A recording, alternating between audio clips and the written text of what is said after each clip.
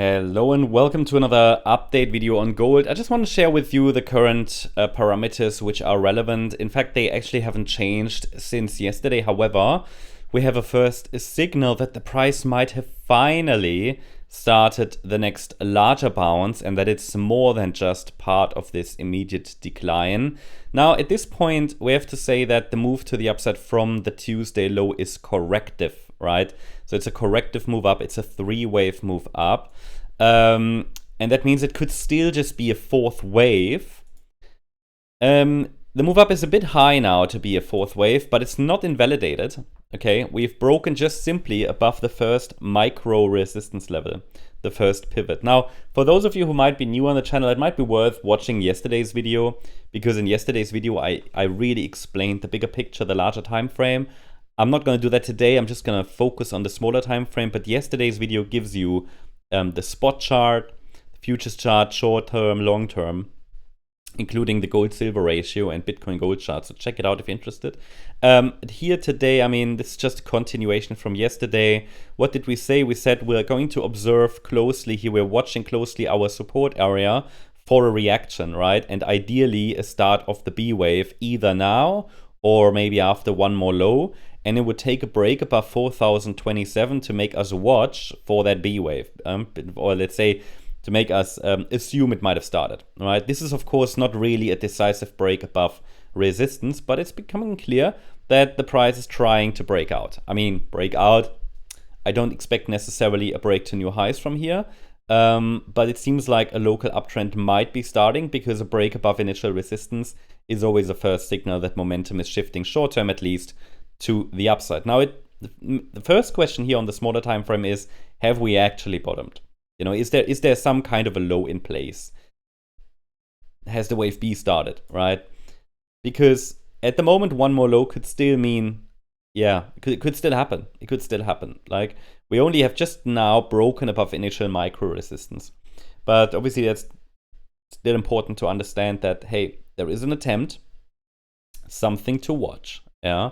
And if the bulls can hold now above resistance, then this will be further evidence, yeah, that we are at least moving up into the next resistance area of our larger B wave. So there are these two scenarios we're tracking, right? It's either a wave 4 that's going to complete before we break below 3,817, or if we break below 3,817, it's the larger degree wave 4 that we talked about in yesterday's video as well. You see the levels on the spot chart as well there. Basically, until I see a proper 5-wave move up, I can't confirm that any really meaningful low has formed. For now, I expect this to be a B wave bounce, and you see the roadmap higher. Now, we have to understand, if it's a B wave, these are chameleon-like structures. They are sometimes very weak, as we've seen here. They're sometimes very strong. There isn't really the ideal B wave, okay?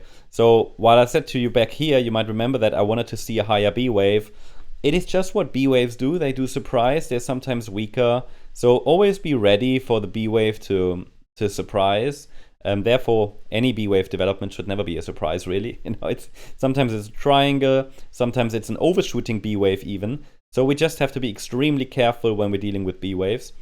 I think it's important to mention that the larger trend is not broken. So what I explained that in yesterday's video. This here is really just for the short term. And the message here now is, okay, we have an initial break above micro resistance. It looks corrective to me, which means we are dealing with 3-wave structures in the subwaves here, yeah, which is fine, yeah, because, for example, here we have a 3-wave start, yeah, then a pullback and a 3-wave move on. So that's fine, because, again, we're not necessarily expecting an impulse to the upside. We expected either a 4th wave, which is a correction, or a B wave, which is a correction. But if it's a B wave, it'll likely unfold like this. First the A, then if we see a corrective pullback over the coming sessions, this could be the B of B, and then we can get that C wave up. This is what I actually wanted to see already here. But obviously it couldn't, too weak, right? Market, too weak. But that's why I said B waves sometimes, they're chameleon-like structures anyway. So let's see if the price can now maybe go a little higher for this A wave, hold a higher low in the B, and then move on in wave C. I can give you a micro support area that is relevant for this B wave, but I have no evidence that the A wave is finished. And obviously, if we get a sharp decline from here, that would then still count as an extension of this fifth wave down. Yeah. So we're just moving through the complexities of a correction at the moment, which could either be still a wave 4 or a B wave. So I don't have any evidence that a meaningful low has formed yet. So 3,931 to 3,987 is currently our nearest support area, which we just added to the chart.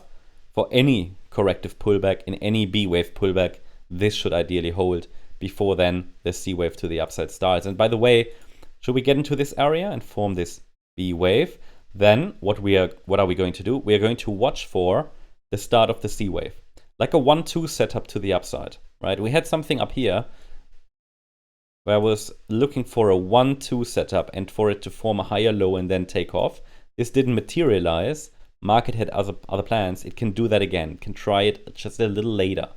That doesn't mean the 1-2 setup tells us we have to turn to the upside. It just tells us market is trying, and it will be this pullback then, the wave 2, that will prove it or not, right? So there will be a support area then for this wave 2 as well, and this is typically a setup for higher prices.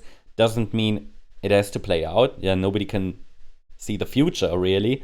It's more about, well, you have a low risk, high reward setup there, and you have probabilities on your side, but probabilities on your side doesn't mean it has to play out, especially if it's within a B wave. Again, B waves often surprise.